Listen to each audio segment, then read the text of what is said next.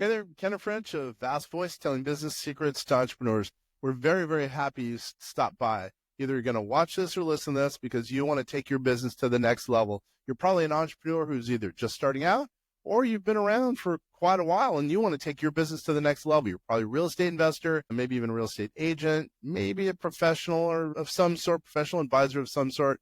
And well, you are stopping by because you need some valuable advice from one of the top industry leaders there is. Anyway, thank you very much. Once again, Kenneth French, Vast Voice, telling business secrets to entrepreneurs. Really glad that you stopped by. We're going to be talking about being an entrepreneur, the real estate market on Bainbridge, whatever we can do to add value to Bainbridge Island people and make it fun all at the same time. Sound good? That sounds great. I can do it. All right, first, tell us a little bit about you and tell everyone how we met, and it's a cool story. Oh, yeah, it's a cool story. Well, I've known you now for about 25 years, I believe. And I know, right? That's hard to understand considering we're only 35. Yeah. But yeah, we met through my ex-husband, and you were just newly married yourself, I believe, and bought a house. So, and then you're still living in that house today. Exactly. You helped me to buy that house. So obviously we love the house, living on Bainbridge for all these years. And you're a real estate agent, obviously a very, very well-known real estate agent on the island. Tell us a little bit about, real estate and what it's like being an entrepreneur. So I'm going to get right to it. I'm going to throw a lot of questions at you. Go. Okay. All right. Sounds good. Well, as I mentioned, I've known you for 25 years, and that is how long I've been doing real estate on Bainbridge Island. And in reality, it's been about 30 years. So what a lot of people don't understand is that, yes, indeed, we are an entrepreneur. We are self-employed. We do not get a paycheck from whatever parent company we may be in. For instance, I'm with Sotheby's, as you know, Realogic Sotheby's. And so the only way that, I make any money is if I sell the property, and then I have to manage my expenses and everything out of that. All right. So, you're definitely an entrepreneur just with the real estate agent moniker. So has it been, obviously you're well known, so you're experienced. Most of the people watching and listening to this, by the way, we have 2,000 real estate agents who will be watching and listening to this, hopefully at a minimum. We have about 12,000 entrepreneurs and about 4,000, maybe 4,000 more from a strategic alliance. So there's going to be a lot of people listening to this who are entrepreneurs and in the real estate space. So what are some kind of tips and tricks that you found have been successful for you being an entrepreneur, and then maybe even as far as real estate sales? Yeah, that's a good question. So, I think one of the things that I've not ever worked in the corporate world, right, per se. I just started, basically my first career was real estate. I did a little stint, like for 2 years as a flight attendant out of college. But, I think as an entrepreneur, as a small business owner, one of the things that's important is your marketing, right? And how you're going to market yourself. And that takes a lot of work, and it takes consistency in order to build up your own brand. And that can be true for, someone who's maybe a mortgage broker or a real estate agent. You kind of handle your business the same way, in that you need to build a brand for yourself outside of your company's name. So I think that's kind of an important thing to know, and to just be consistent in the marketing and the branding. Yeah, because you're doing a lot of marketing. I've noticed that. So, and when everyone talks about consistency, so how many times are you, posting on social media? Are you the one who's doing it? Do you have someone else doing it? Why not open the door a little bit there? Yeah. Well, it's funny because I had not been consistent for a while, and kind of somewhere, which is weird because you'd think someone with a business degree in marketing would have known that you need to be consistently marketing, but somewhere along the way that kind of fell off. And but then in the last few years, couple of years especially, I've been focusing on marketing through social media. And I had learned and heard, that video is so important. And because that's the new way of connecting with people. And obviously the younger generation, our kids, really know no other way other than that. that doesn't mean that we give up the traditional marketing methods. You just have to also incorporate video. And I've found that right now, as far as I know, I'm probably the only one on Bainbridge Island that is doing the extent of social media marketing that I am. I post every single day, and I've been learning as I go along. I do have a virtual assistant that I hired. She's based out of the Philippines, and I had actually found her through another small business entrepreneur, and it's really great and very affordable. And it's a way, I think, to me, social media is the absolute best way for the lowest amount of money to get your name and yourself out there. And so I'm not just doing just regular posts. I'm also doing Facebook ads, to where I've had to go in and I've learned how to do a campaign and through Meta. And so it goes on to Instagram and Facebook. And I actually buy and do reach ads. There's all kinds of interesting things, however far you wanted to go with it. But there's reach ads, there's leads ads, there's video views ads, and those all just depend on what your goal is. So the social media has worked for you. So have you brought in any big deals based on the social media posts or your presence?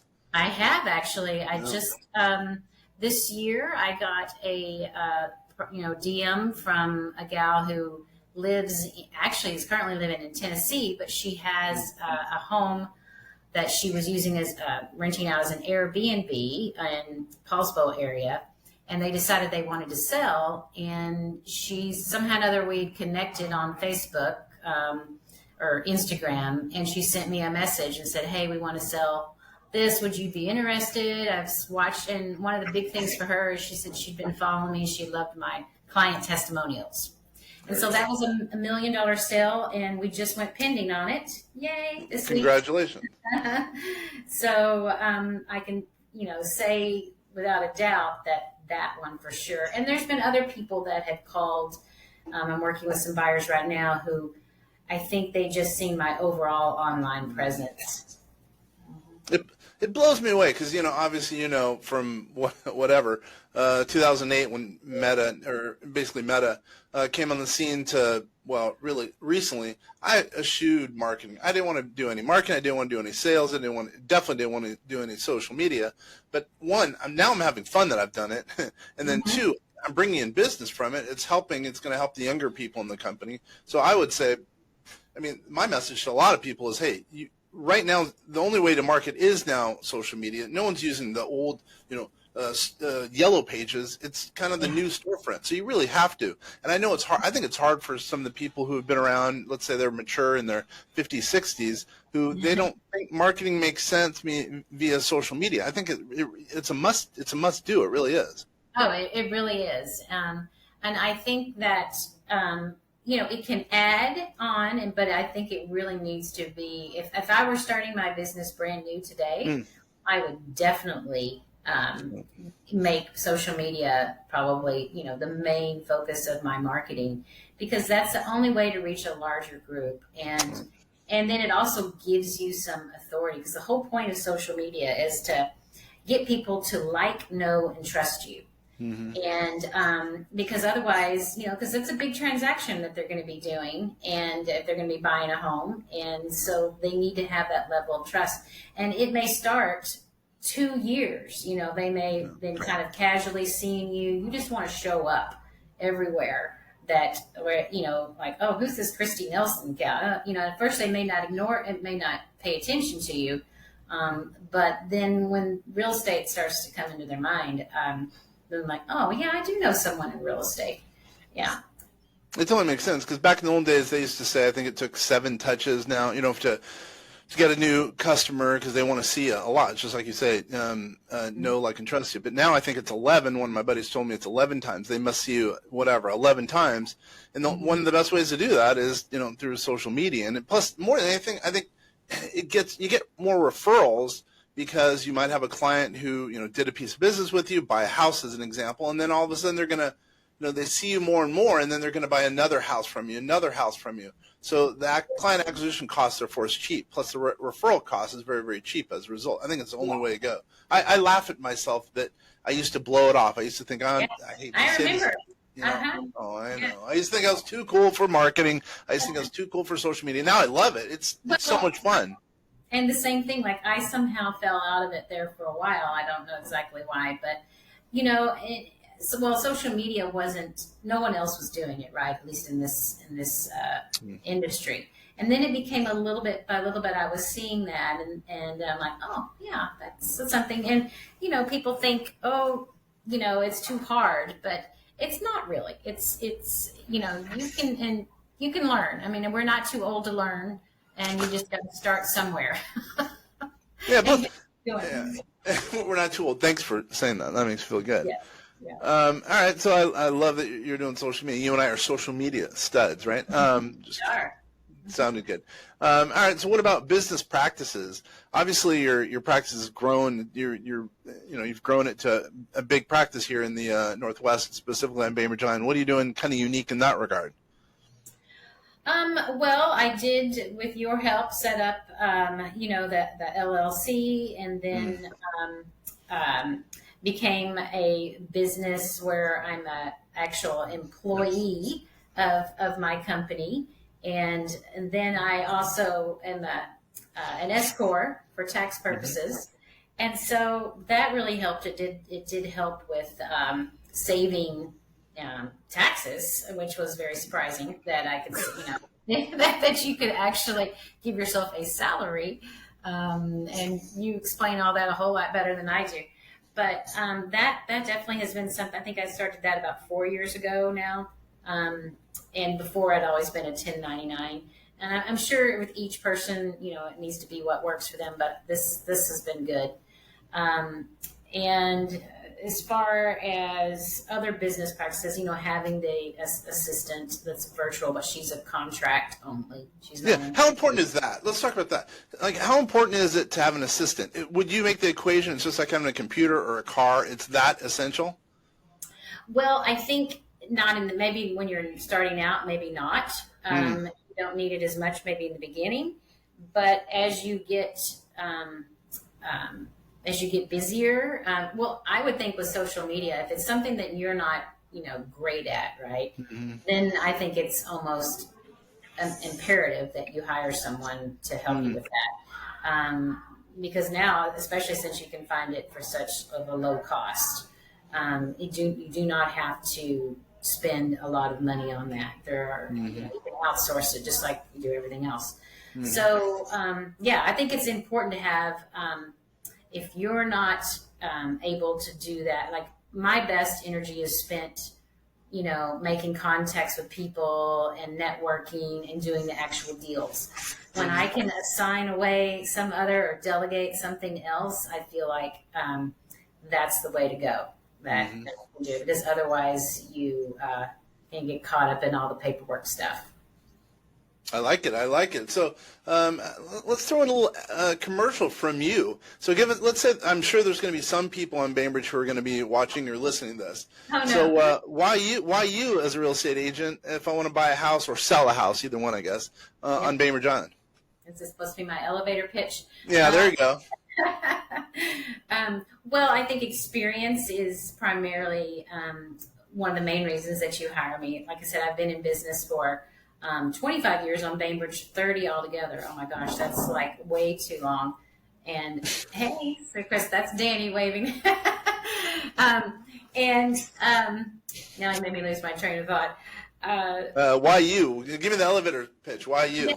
Yeah, so the experience, and you know what? I'm a lot of fun to work with, but you won't find anybody really that will work harder for you, because my favorite thing is to be able to basically almost play a matchmaking game where I'm helping that young couple, or even the older couple that is downsizing, and I'm helping them find their new home and their new space. And the same with selling. I really love the marketing part of it. And I love the before and afters, and I have a whole system and a whole lot of vendors that I work with that will that will drop everything and come to me because they want my business, right? And so they know to respond. So that's been very helpful to my clients, is the fact that I can really help them get the things needed done before they put their house on the market. I get it. I'm going to say this. I'm going to say that elevator pitch was all wrong. You know why? Yeah.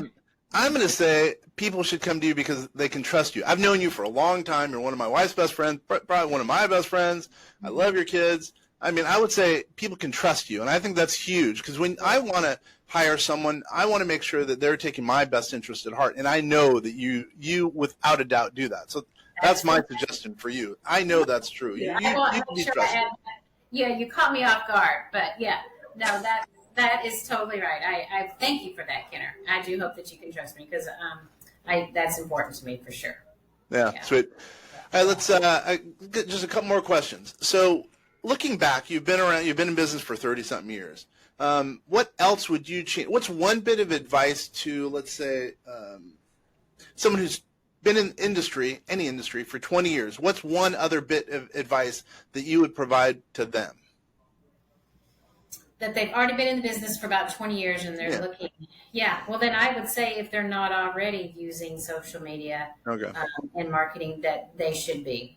And it's hard for people who have been around doing it one way for so long. And there's a lot of people, even in my own office, that struggle with that, because it feels unfamiliar to them, and it makes them nervous if you don't know it. But that, I would say, that is a way to make yourself stand out, without a doubt. Okay. So again, I'm not going to ask you for do a commercial, but let's say there's another real estate agent out there and whatever in your area, Paulsbo, Kitsap County. Couldn't they potentially work with you as an agent, or can you, Strategic Alliance, or can they come on board? I don't know how it works at your specific place. Yeah, well, I mean, sure. I mean, that they could. Sometimes we do have, we'll co-list properties together. And as far as coming on board with my company, I mean, one of the reasons I chose Realogics Sotheby's, which is the umbrella that I work under, is because I felt like they had such a great marketing background, because they were formed. The Realogics part started out as a marketing company, and before they ran a real estate company, and then Realogics bought the Sotheby's franchise for the area, and I started with them 12 years ago, where I was one of the founding members of the Bainbridge Island office. And so there was just like three of us. It was Dennis, Sonia, and myself. And we were this tiny little firm here on Bainbridge Island, and that everybody didn't think would last, because there were some old dogs in the business that had been here for a long time. And now we're like one of the top selling companies on the island, and our average list and sales price is the highest of any company. There you go. Really nice. Yeah. So as far as bringing people over, we for sure, if anyone ever wanted to talk to me about joining Realogics Sotheby's, or working with me in some sort of aspect, I'm all for that. Sweet. All right. I guess landing the ship, or I should say landing the plane. How does someone get a hold of you if they're interested?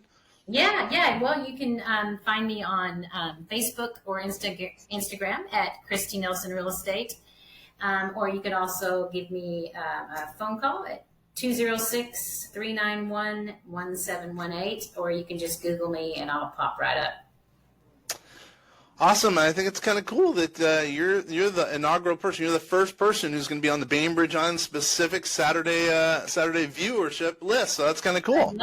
I love it. That's great, Kenner. Thanks for having me on. I appreciate it. You better believe it. Hey, for everyone out there, I really appreciate you guys taking the time. You could be watching, listening to so many other things, and hopefully this is going to be a pretty cool thing. We're trying to help out the Bainbridge Island community by getting the word out, telling them about taxes, getting other entrepreneurs on here so they can listen, view, and learn from people like young Christy Nelson. So Christy, again, thank you. You like that? Christy, again, thank you very much for everyone. Again, thank you so much for taking time to listen. Kenner French from VastSolutionsGroup.com. Thanks, guys. Bye. Nice job, young lady. That was your first podcast. Nice work.